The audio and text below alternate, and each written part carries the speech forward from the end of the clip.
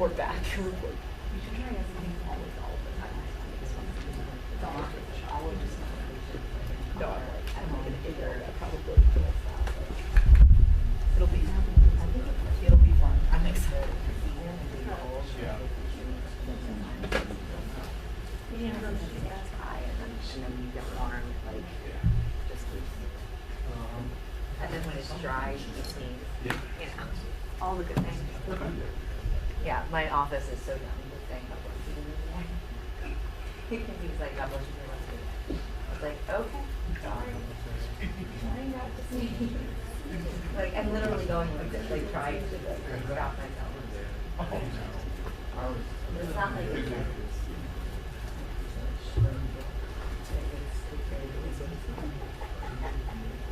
GMI? I just want you to be comfortable. Like, I'm not. I've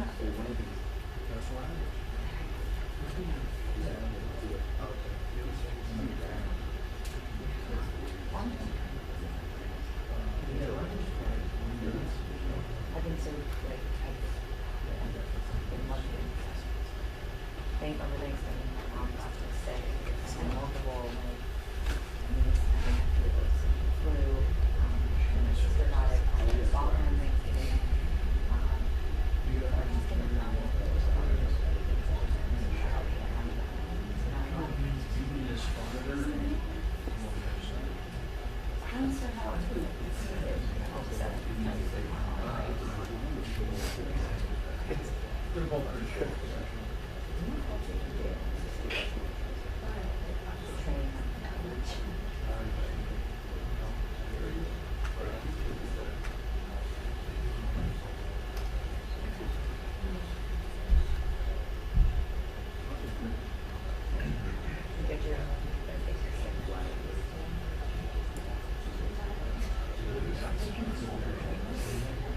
Say it.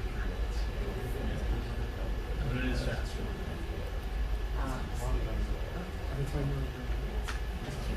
Sorry.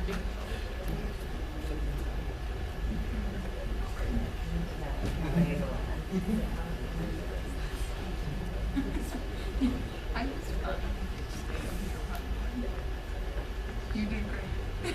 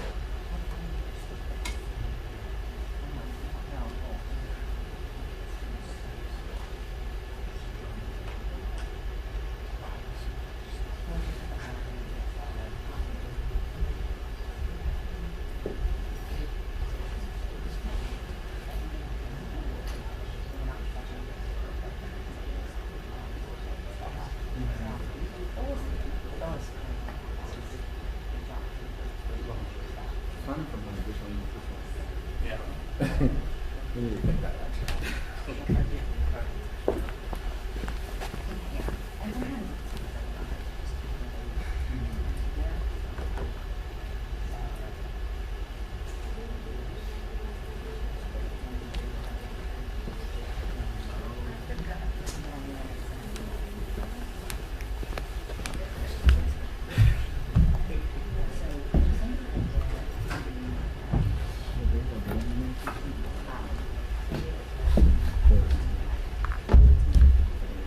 Oh, I'm not doing it.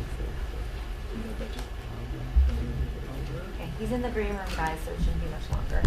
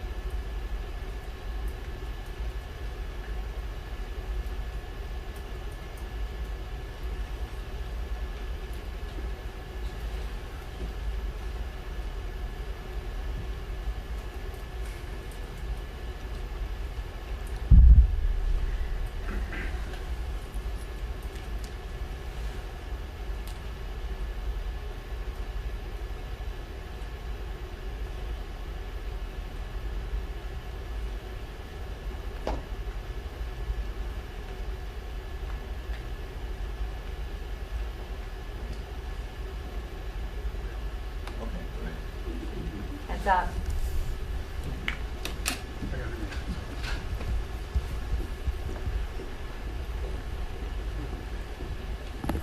Afternoon, everyone. Donald Trump had the unmitigated gall yesterday to rate the economy an A+, 5 times over.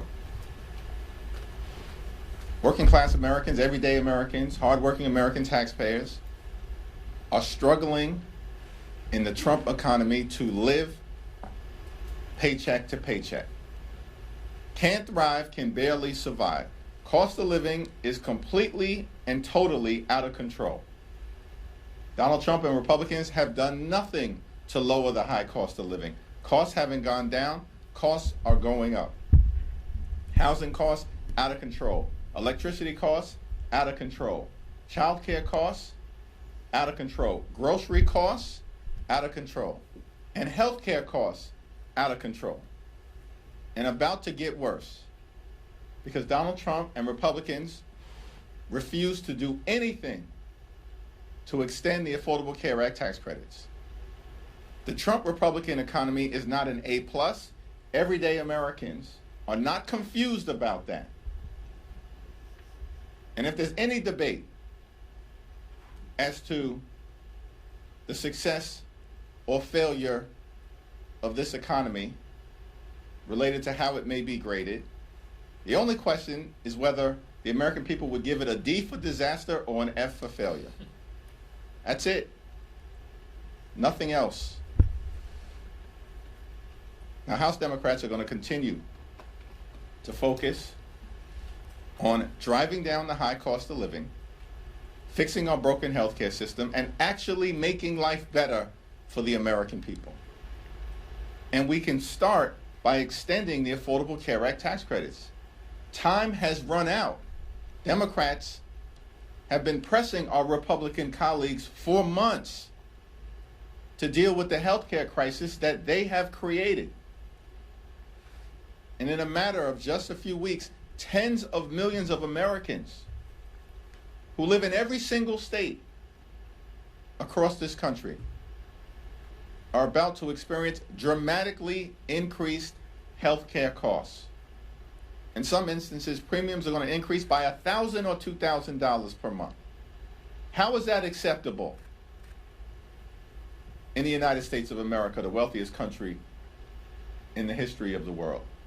That because of congressional inaction, people are going to go bankrupt medically, or will be unable to see a doctor when they need one, when their families need one, or when their children need one.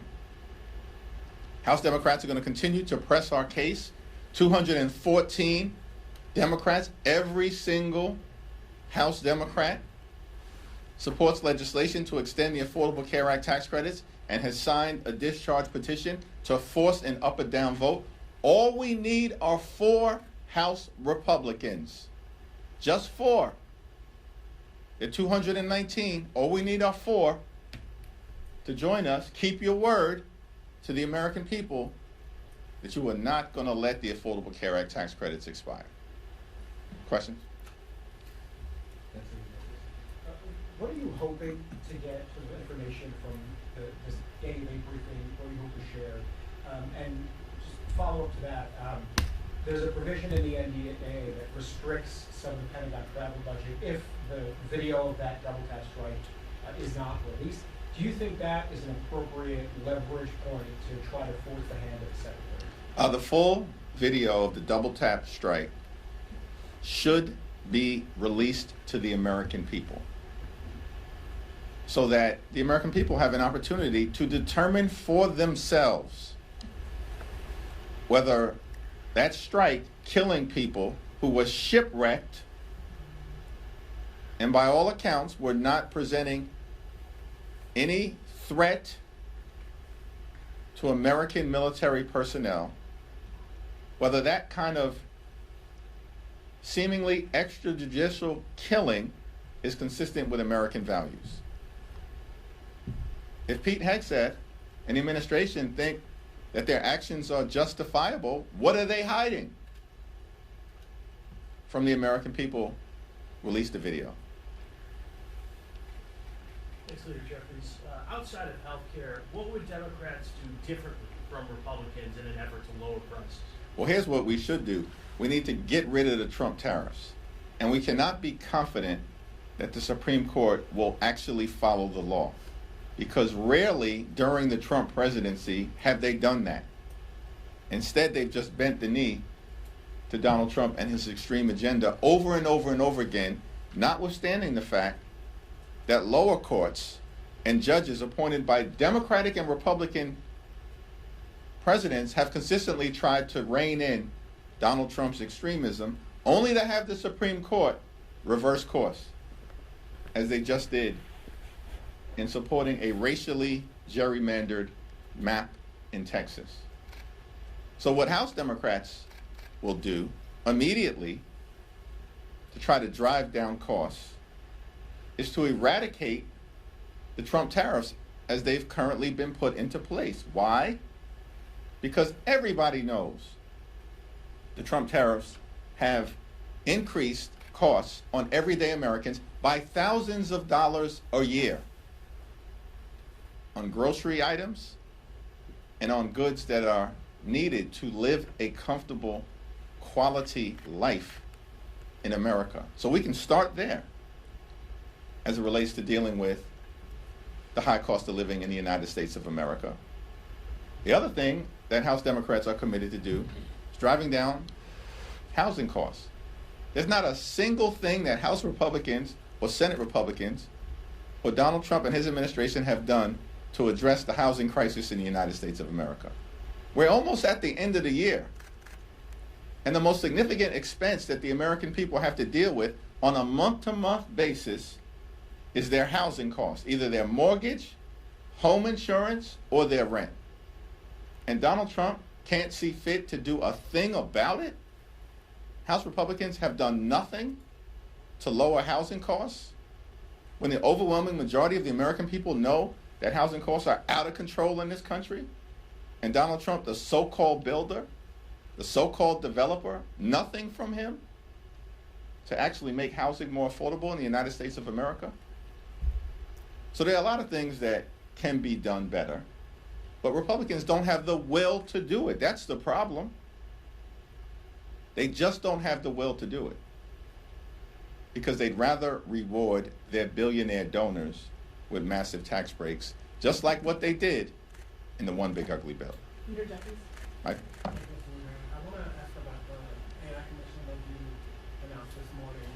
Over the last couple of years, there have been several bipartisan task forces. There have been reports on AI. I'm curious first, what makes this different than the other previous commission's task forces reports on AI? And also, I spoke to a few, experts and scholars and academics about AI, and some of them are concerned that AI is going to follow the same road as social media, that Congress is still grappling with trying to figure out how to regulate social media 15, 20 years down the road and have yet to do so meaningfully.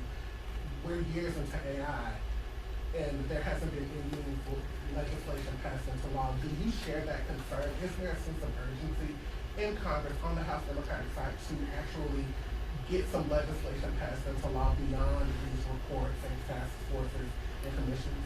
Well, artificial intelligence is a transformative technology that has the potential for so much incredible good, particularly as it relates to medical breakthroughs and providing high quality academic and educational excellence to people who live in communities that have historically been under-resourced for decades. We want to make sure that America can continue to lead in the growth and development of artificial intelligence related to our companies, as opposed to the Chinese being able to dominate this space. But at the same period of time, of course, it's important to figure out what are the appropriate policies that can be put into place by the Congress to make sure that there's a uniform set of standards across the country and that prevent bad actors from entering into the AI space and enabling them to do harm to the American people, something that no one should want to see. And so the House Democratic Commission on Artificial Intelligence and the Innovation Economy is going to engage in a thoughtful exploration so we can develop a set of policies in consultation with stakeholders all across the country, including experts within the industry space, because House Republicans have decided to abdicate their responsibility. We had a bipartisan task force that produced a very forward-looking report at the end of the last Congress. But Mike Johnson has decided to do nothing to actually re-engage. And so time is up. The year has ended. There's no interest from the other side of the aisle in actually doing something meaningful in this space, engaging meaningfully with experts and academics and stakeholders all across the country so we can do something thoughtful. And that's why we've decided to launch this commission, led, of course, by Ted Lieu, Josh Gottheimer, Valerie Foushee, and of course, as ex officio members, Zoe Lofgren and Frank Pallone. Mr. Leader. Thanks. You. One of the most outspoken members of your caucus. But with that voice, I hope you have a very thoughtful question. Yes, very thoughtful. One of the most outspoken members of your caucus, Jasmine Crockett, announced to run for Senate on Monday. I'm curious what you make of that. I haven't talked to Jasmine this week when she made the final decision to move forward, but she's an incredibly talented individual, a hard worker, and a fighter. She's going to be a very formidable candidate. Thanks. Second room. Another question on AI, actually. President Trump has indicated that this week he's going to sign an executive order to sort of restrict states' abilities to regulate AI. Republicans in Congress tried to do a version of this over the summer with the reconciliation bill. The NDAA recently was talked about. I'm curious, just broadly, what you think of that idea. Do you think it's appropriate to try to preempt state-level AI laws in the absence of a more comprehensive federal framework? Well, the Donald Trump my way or the highway approach on all the things, including artificial intelligence, is not in the best interest of the American people, and it's not even clear that he's got the lawful authority to do it.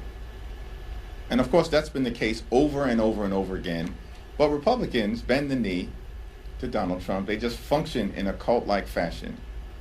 And so as a result, what we've seen is Congress, in so many different areas, has advocated its responsibility to actually serve as a separate and co-equal branch of government. And instead, what Republicans do is that they just function as a reckless rubber stamp for Donald Trump's extreme agenda over and over and over again.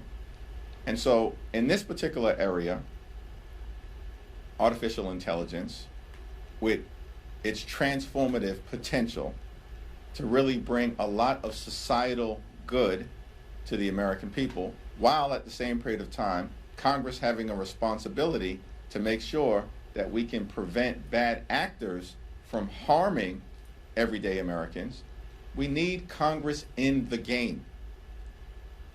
And on the House Republican side, they refuse to do anything thoughtful, common sense, or bipartisan. And that really is the reason why we've launched this House Democratic Commission. Thanks. Thanks, Leader Jeffries. On ACA subsidies, we know you want a 3-year clean extension, but there is another plan out there introduced this morning. Brian Fitzpatrick, Derek Golden, others, bipartisan. It's a 2-year with some eligibility limits. Is that something that you could support? And secondly, Mr. Fitzpatrick says he's got a discharge petition he's ready to unveil on that bill. Would you sign that discharge petition if yours remains at 212? There's one discharge petition that I'm committed to at the moment, and that's the 3-year extension of the Affordable Care Act tax credits, which currently has 214 members of Congress on it. So all we need are 4 Republicans to join us. I haven't had an opportunity to review the legislation being put forth by Representative Fitzpatrick and Representative Golden. Of course, I'll take a look at it to see if there's anything meaningful there as it relates to a path to getting something done. But many of my Republican colleagues talk a lot, but they don't produce anything. And we saw this consistently during the One Big Ugly Bill debate. These very same Republicans, in many instances, were the ones who were saying under no circumstances were they going to cut Medicaid.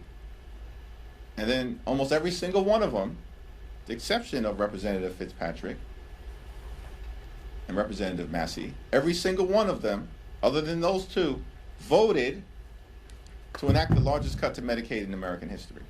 And in the same bill, they ripped $186 billion away from SNAP. These people literally stole food from the mouths of hungry children, seniors, and veterans, and all of this was done so they can enact massive tax breaks for their billionaire donors. And then they made those permanent.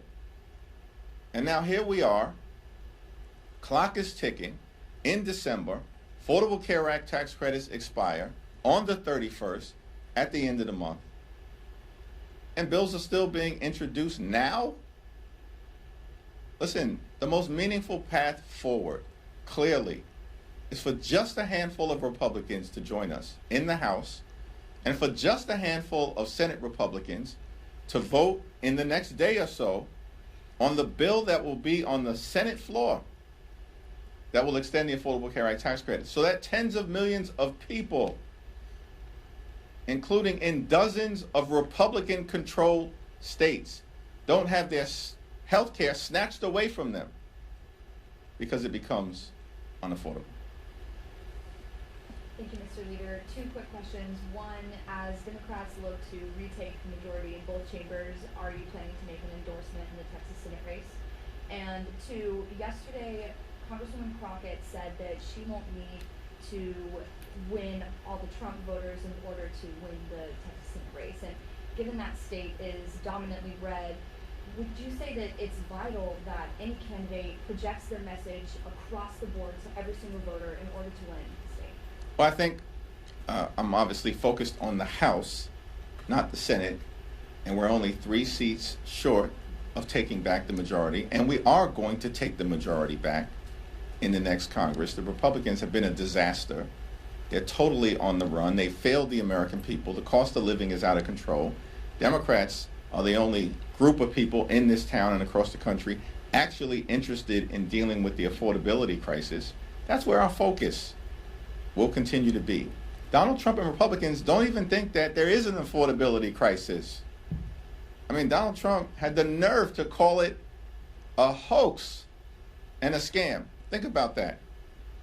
This guy just regularly lies to the American people. The same person who ran on affordability last year when he was trying to convince the American people to vote for him, and even said along with Republicans that they were going to lower the cost of living on day one, now says there is no affordability crisis.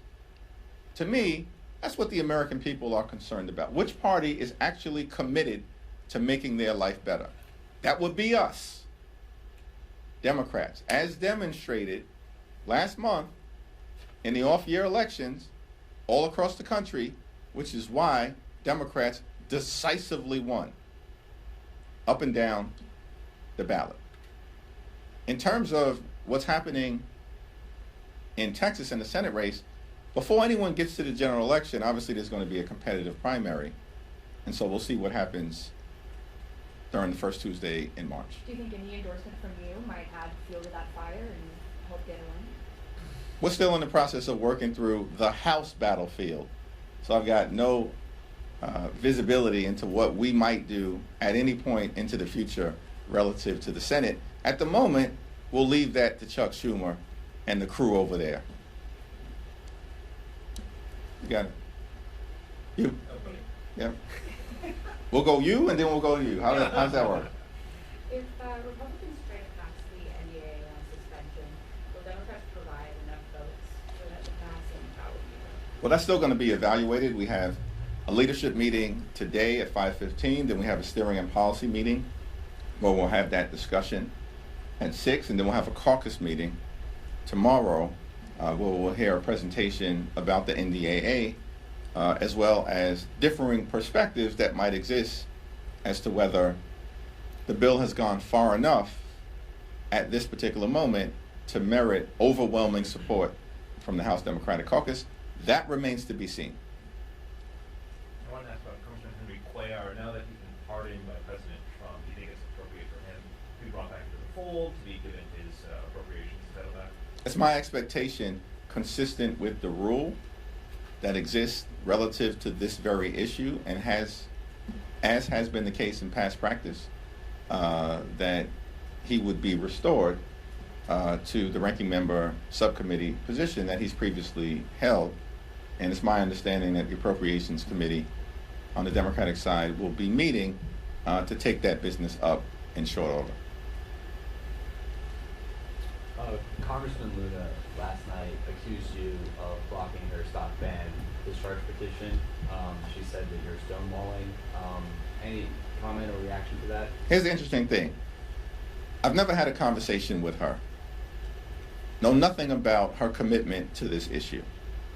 And if she wants to lay out a path forward on this stock ban issue, where she parachuted in to the middle of it, she has not been part of the bipartisan conversations that have been ongoing, led on our side by Seth Magaziner, Representative Ocasio-Cortez, and Representative Pramila Jayapal, along with Joe Morelli, has not been part of those conversations. They've been led by Chip Roy. She parachutes into this situation.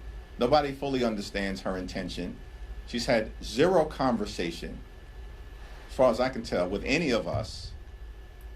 And so she's just shooting off at the mouth, as she always does. She's undermining her own credibility and position. If she wants to have a conversation, find me on the floor. It's Democrats who are actually serious about enacting a congressional stock ban. And we're committed to using every tool available to make sure that this happens. Why doesn't Representative Anna Paulina Luna go talk to the Deputy Speaker, Mike Johnson? He's the one that a few days ago said her discharge petition was dead on arrival. See, when she runs off at the mouth, she loses all credibility. Talk to your own team. We're committed to this effort on the House Democratic side. And as a matter of fact, if she's interested in dealing with corruption, do something about the active ongoing crime scene coming out of 1600 Pennsylvania Avenue. The most corrupt administration in American history, and it's not even close. And we don't hear a peep from her or any of her colleagues about even extending the stock ban to the executive branch, to Donald Trump, to J.D. Vance, or perhaps even to the Supreme Court. So we're committed to this issue as Democrats. We want to make it happen. The only open question about whether we're going to move forward and deal with this aspect of cleaning up corruption in this town, a congressional stock ban, is whether Republicans have the will to partner with us in a bipartisan way. Thank you, everyone.